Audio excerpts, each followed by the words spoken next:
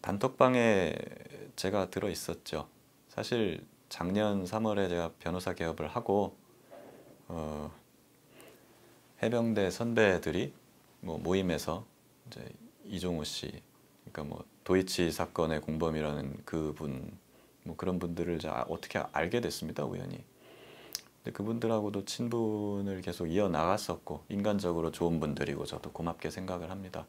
근데 그러다가 이제 최혜병 사건이 터지고 우연히 그분들하고 이제 통화를 하다가 또는 식사를 하다가 그분들이 이제 임성근 사단장의 사표를 내지 마라 라고 얘기했다.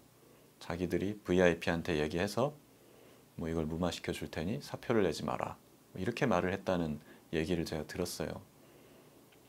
그래서 그때 이분들이 좀 뭔가 여기에 연루가 돼 있나 보다라고 생각은 했지만 솔직히 그 이후에 제가 해병대 예비역 연대나 아니면 박정훈 대령 변호인을 하면서도 이 부분에 대해서 제가 발설은 하지 않고 있었습니다.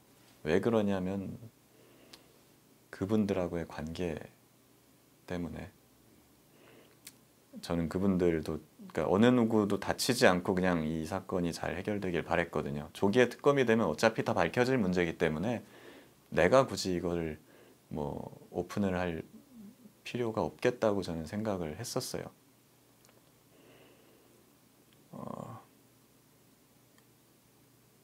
그런 부분이 있었고 그리고 그런데 이제 거의 저는 처음에는 한 3, 4개월 정도면은 사건이 좀 일단락 되지 않을까 하고 생각했었는데 이게 대통령실이나 정부 여당의 어떤 극렬한 반대 때문에 1년 이상을 끌고 특검도 거부권을 2번이나 행사를 하고 이런 상황까지 오게 됐습니다. 그런 상황에서 이제 통신 기록 삭제가 이제 거의 기정사실화 됐고요, 지금. 그리고 1년째 박정훈 대령 고통받고 또 일주기가 되는 최혜병의 부모님,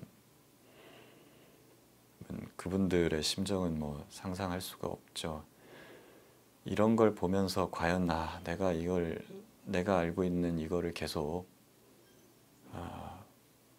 이야기를 안 하고 있는 것이 맞는가? 라고 했을 때 일주기가 넘어가는데도 내가 이거를 숨기고 있는다고 한다면 최혜병 부모님, 최혜병하고 그 이제 유가족분들 그리고 박정훈 대령한테 내가 죄 짓는 것 같다는 생각이 들더라고요.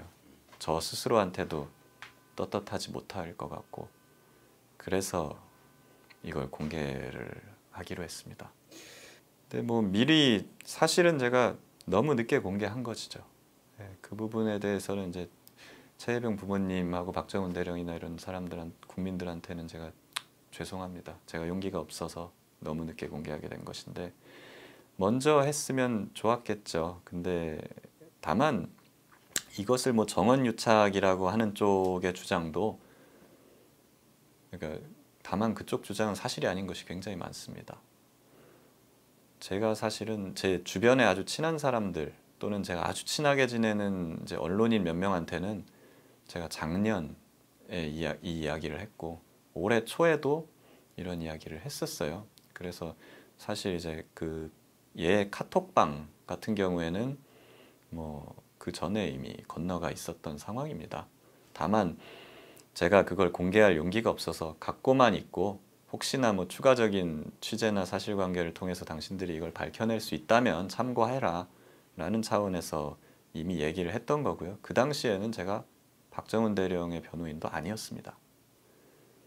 그러다가 제가 박정훈 대령의 변호인이 되고 이번에 입법청문회를 가게 되고 거기서 어떤 국회의원이 이제 도이치모터스 공범에 관한 질문을 한 거예요. 임성근 사단장한테. 그걸 계기로 이제 그 언론이 가지고 있던 거를 보도한 것이지 제가 이것을 사전에 뒤에서 다 짜맞춰 가지고 언론에 제공을 하고 국회의원실을 뒤에서 움직여 갖고 질의를 하고 한 것은 전혀 근거가 없고 사실도 아닙니다. 사실은 제가 이게 보도되고 나서, 그러니까 카톡방이 보도되고 나서 뭐 저는 이거를 녹취록은, 그러니까 카톡방까지는 제가 카톡방까지 공개할, 카톡방까지 제가 뭐 언론에 제공할 때까지만 해도, 변호인 되기 전에 녹취록까지 제가 공개할 생각은 없었습니다. 예, 그것은 이제 기존에 거기 등장하는 분들과의 관계도 있고 뭐 그분들을 하고 제가 친분이 있었고 하니까 그런 것 때문에 이거는 제가 무덤까지 가지고 가려고 그랬었어요. 근데 다른 경로로 저는 특검이나 이런 걸로 밝혀질 것이라고 생각했으니까요. 근데 그 가능성이 점점 희박해지면서, 예, 최혜병 부모님이나 유가족 그런 분들을 뵙기가 힘들더라고요. 제 마음이 너무 아파서. 그래서 다 공개하기로 결심을 한 거라 좀 늦어졌던 부분이 있는 것 같습니다. 그건 상식적으로 판단을 하면 될 문제인 것 같습니다. 본인은 어떻게 받아들였어요 그때? 당연히 대통령이나 김건희 여사로 받아들였죠. 그 이제 이종호 선배는, 이거는 뭐 그때 상황에 따라서 뭐 이종호 실명은 뭐 익명 처리하시거나 이렇게 해주시죠. 이종호 선배는 평소에 뭐 김건희 여사랑 오래전부터 알고 있던 사이라고 본인이 이야기를 했었고, 예. 그리고 뭐 그쪽하고 뭐 지금도 소통을 하고 있는 것처럼, 예. 자, 그쪽 소통을 하고 있다고 뭐 이렇게 얘기를 했고, 그러면서 뭐 그 김건희 여사를 뭐 보좌하는 일종의 수행원 그런 사람들의 이름까지도 뭐 거론을 했었어요. 근데 저는 그 당시는 좀 시간이 오래되고 흘려 들어가지고 제가 실명을 기억까지 못 하고 있습니다만은, 그랬고 그분은 사실 도이치모터스 주가 조작 사건에서 1심에서 유죄 판결을 받았고 김건희 여사의 계좌를 관리했던 사람으로 유죄 판결을 받은 분이어서 사실 김건희 여사와의 관계는 아무도 의심을 하지 않았습니다. 원래도 뭐 도이치모터스하고 관련이 좀 있으니까. 예. 그런 분이 뭐 실제로 그 대통령이나 영부인을 이야기할 때 뭐 VIP 아니면 V1, V2 뭐 이런 식으로 거론을 하기도 했고 그랬기 때문에 누구도 그런 거에 대해서 뭐 의심을 하거나 할 게 아니었고, 당연히 그때도 VIP한테 얘기한다고 할 때 그 VIP는 당연히 대통령이나 영부인이죠. 저도 사실 그게 사실이, 저도 사실 그냥 그게 허풍이었으면 좋겠습니다. 왜냐하면 저도 그분한테 어떤 인간적으로는, 예, 좋은 감정을 갖고 있어요. 저한테 잘해주셨고 서로 친했고 그랬기 때문에 저도 그분이 다치기를 바라지 않았고, 그렇기 때문에 사실 이 모든 것이 그분의 허풍이어서 그냥 해프닝으로 끝나면 그분은 다치지 않잖아요. 저도 그냥 차라리 그랬으면 좋겠습니다. 예. 근데 그 부분은 본인은, 그러니까 근데 그랬다면 왜 굳이 VIP는 김건희 여사가 아니라 해병대 사령관이었다고 그렇게 무리한 변명까지 하면서 이걸 막으려고 하시는지, 그게 잘 이해가 안 됩니다. 그때는 제가 카톡방까지만 언급을 했습니다. 카톡방까지만. 예. 왜냐하면 녹음 파일은 제가 무덤까지 가져가려고 그랬기 때문에 카톡방까지만 언급을 했고, 추가적으로 알아볼 수 있으면 알아보시라라고 제가 했어요. 근데 이제 그 언론인들 입장에서는 그것만 가지고서는 조금 부족하니까 추가 취재가 필요하다고 그때 판단을 했고, 그래서 그것은 당분간은 보도를 하지 않고 본인들이 이제 추가적으로 알아보는 것으로, 그렇게 얘기가 된 겁니다. 사실 이제 녹음 파일을 제가 공개하거나 하는 거는 좀 더 뒤에 하려고 그랬었습니다. 왜 그러냐면 제가 고객 신고를 했잖아요. 그러면 저도 검사를 했던 입장에서 제보를 받았으면 수사를 할 거 아닙니까? 근데 수사 준비하는 데는 시간이 필요해요. 그리고 수사는 은밀하게 이루어져야 되죠. 그러니까 저도 최소한 공수처가 여기에서 어떤 전면적인 강제 수사나 이런 거에 나설 때까지는 뭐 이거를 공개하지 않고 그냥 기다리고 있었습니다. 같은 저도 수사기관에 있었던 사람으로서 그걸 기다리려 했는데, 뭐 여러 가지 경로로 언론들이 이거를 취재를 해서 먼저 밝혀버렸죠. 동아일보에서.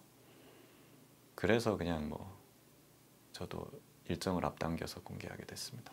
공수처만 믿고 있다가는 안 되겠다. 그렇죠. 이제 그러니까 공수처가 최소한 압수수색이나 이런 거에 나설 때까지는 가만히 있으려고 했었죠. 근데 이제 저는 가만히 있었는데 어떤 언론에서 공수처를 먼저 취재해서 거길 뚫어서 동아일보에서 기사를 내버린 거예요. 예. 예, 뭐 제가 아는 분을 통해서 누군가가 저를 죽여버릴 거라고 했다는 말도 전해 들었고, 그리고 뭐 보면 발신번호 표시 제한이라든가 뭐 모르는 번호로 전화가 굉장히 많이 옵니다. 근데 뭐 그래서 저도 그렇고 혹시나 제 가족들한테도 혹시 뭐 해코지를 하지 않을까 하는 좀 막상 이렇게 되니까 좀 무섭긴 하더라고요. 네. 그래서 처음에 좀 많이 위축되는 많이 제가 위축이 되는 그런 게 있었습니다. 지금도 뭐 솔직히 전혀 불안하지 않다라고 하면 거짓말이고요.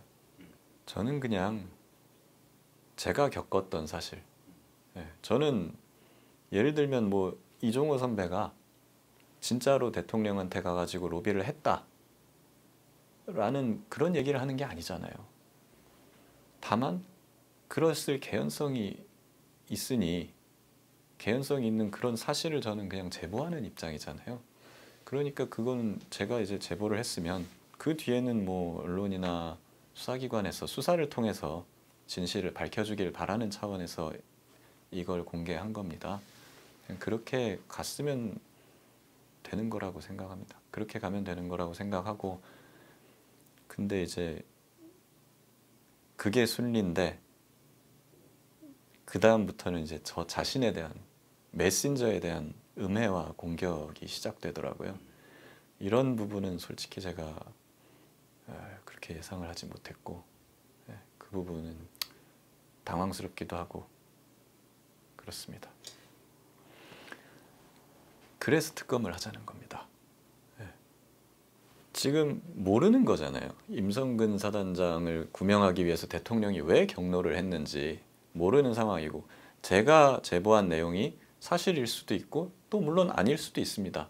그러니까 이거를 밝히기 위해서는 현재 수사를 할 수밖에 없는 상황이잖아요. 근데 공수처의 수사는 인력으로 보나 자원으로 보나 여러 가지가 부족한 상황이고, 그리고 나중에 제가 알게 된 사실인데, 제가 제보를 하고 나서 공수처 수사팀에 있던 검사 한 분이 이종호의 변호인이었다고 하더라고요.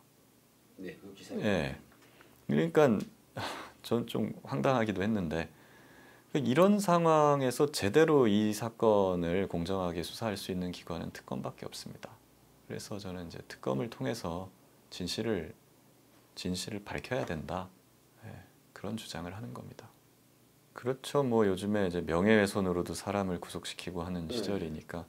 그렇지만 근데 전 그렇게 생각합니다. 저는 잘못을 한 게 없고 내가 아는 사실을 제보했을 뿐인데 뭐 두려울 게 있습니까? 그냥 당당하게 가면 되겠죠. 뭐 엮는다면 다 엮을 수 있을 것 같은데 뭐 저는 상관없습니다. 제가 잘못한 게 없기 때문에. 근데 그것도 혹시 이걸 공개하기 이전에 이런 부분도 혹시 고민을 해본 적이 있느냐? 안 해봐서 묻고 싶은 거죠. 그런 고민까지는 안 해봤습니다. 저는 그냥 제가 가진 거, 제가 알고 있는 거를 그냥 얘기할 뿐입니다. 그렇죠. 사실 뭐 제가 이걸 계속 품고 오면서 그간 1년 동안 예비역연대나 이제 박정훈 대령 변호인으로 활동을 하면서도 마음 한켠에서 항상 이게 짐이었어요. 저는 이 사실을 알고 있는데 다 모르잖아요, 이걸. 그런 상황에서 제가 이걸 밝히지 못하고 가지고 있는 것이 굉장히 저는 마음의 빚으로 남아 있어가지고 굉장히 좀 저 내심적으로는 괴로웠고 그랬습니다. 근데 이번에 용기를 내서 이렇게 이걸 밝히게 됐는데, 밝히고 나니까 뭐 저한테 대해서 이런저런 공격이 들어오는 것 때문에 많이 위축되고 불안하기도 하지만 마음 한켠에서는 제가 항상 저 짐으로 가지고 있었던 이거를 이제 풀어내고 나니 그 부분은 또 후련하기도 합니다. 분명히 받은 것 같습니다. 그리고 제가 이거를 밝히고 나서 박정훈 대령님한테 이제 죄송합니다. 제가 사실은 이런 걸 알고 있었는데 너무 늦게 이걸 밝히게 되었다. 이렇게 말을 했는데 격려를 해주시더라고요. 당당하게 가면 된다. 내가 잘못한 게 없다면 당당해라. 이렇게 말씀을 해주시더라고요. 그래서 많은 힘을 얻었습니다.